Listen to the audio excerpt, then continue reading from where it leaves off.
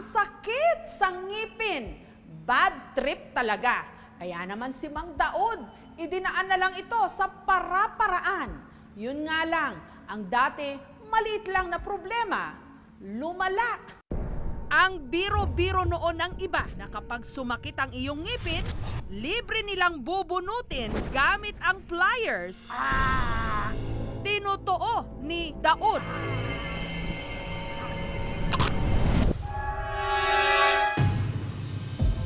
Alahero o gumagawa ng singsing at hikaw si Daod sa Marawi. Nung 1 linggo na raw na sumasakit ang pangil sa kanyang kanang gilagid taong 2002, napagdiskitahan niyang bunutin na lang ito gamit ang kanyang pliers.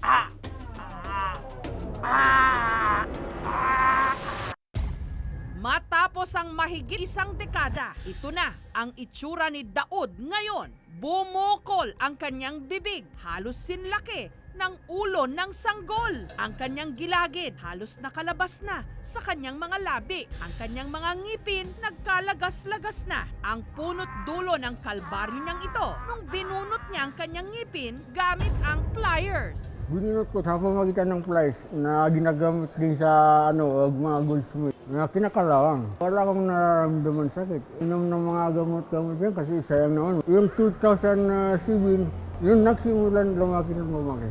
Minsan nag-bleeding. Hirap nang makakain si Daod dahil hindi na makanguya. Itinutulak na lang niyang pagkain papasok ng kanyang bibig. Pag ganun-ganun ng bunganga ko, dinarasa ko lang yung lasa niya. Pati sa pag-inom, hirap siya. Natatapon. Oo, natatapon. Dito. Kaya dapat po, paano kayo iinom? Ganito lang.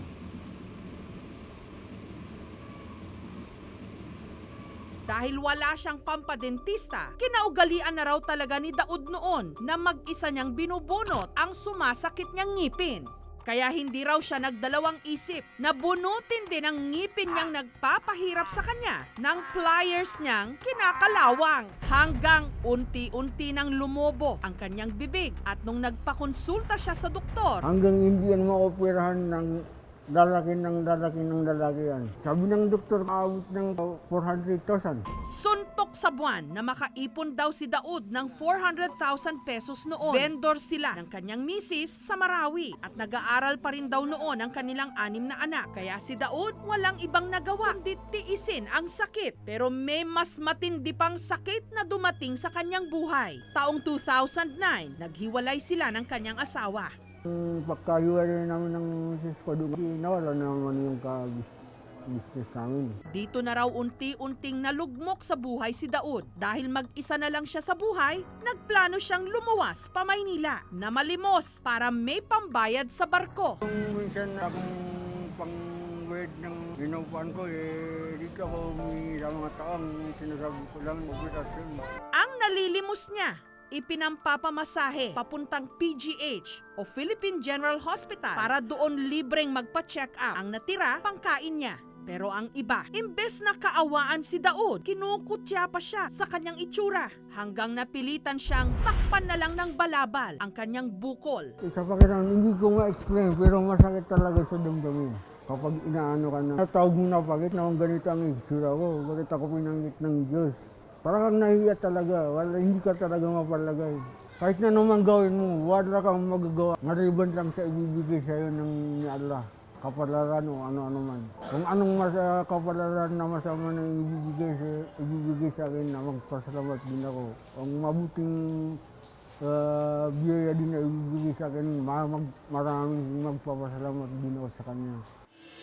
Si Daod isinama ng aming team sa isang oral surgeon sa paunang pagsusuri ng mga doktor. Unang-una, hindi kasi dapat yun ginagamit na pangtanggal ng ngipin.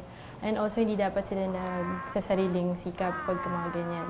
Pwedeng nag-contribute siya, pero hindi natin masasabi na yun talaga ang pinaka-nagkukos. Buong panga niya sa buong lower jaw niya, nagkaroon na ng bone growth na tinatawag natin. So, most likely na, yun nga, tumor na siya. Swerte rin daw si Mang Daod na ang bukol sa kanyang panga benign. Pero para mas makasiguro, sasailalim pa rin siya sa ilan pang mga laboratory tests. First step is i-cleaning natin lahat ng existing ng ngipin niya kasi puro calcular deposits na din. After that, we will do the multiple extraction. So lahat na ng existing ng ngipin niya sa upper, yung 10 ng ngipin niya, tatanggalin na natin. Yung next step natin is magkakaroon tayo ng soft and hard tissue biopsy para lang meron nga tayong definitive na prognosis kung anong gagawin sa kanya. Libre na raw nilang ooperahan si Daod. Tutulungan daw nila si Daod sa kanyang mga pangangailangan. Basta po dito sa clinic namin, hindi namin kayo sisingilin. Yung pag-operahan namin sa ospital, pag pinutulo namin, pag inoperahan namin yan, yung professional fee namin, hindi namin kayo sisingilin.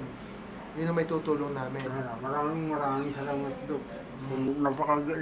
Dumdamin kasi may tutulong sa atin na kaya pati yung mga servisyo dito sa loob ng hospital niya hindi daw sisingil sa akin.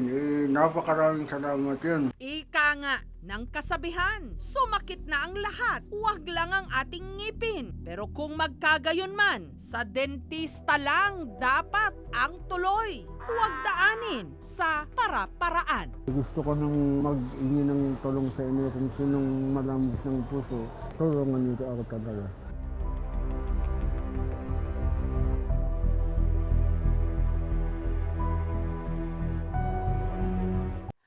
Thank you for watching mga kapuso. Kung nagustuhan niyo po ang videong ito, subscribe na sa GMA Public Affairs YouTube channel.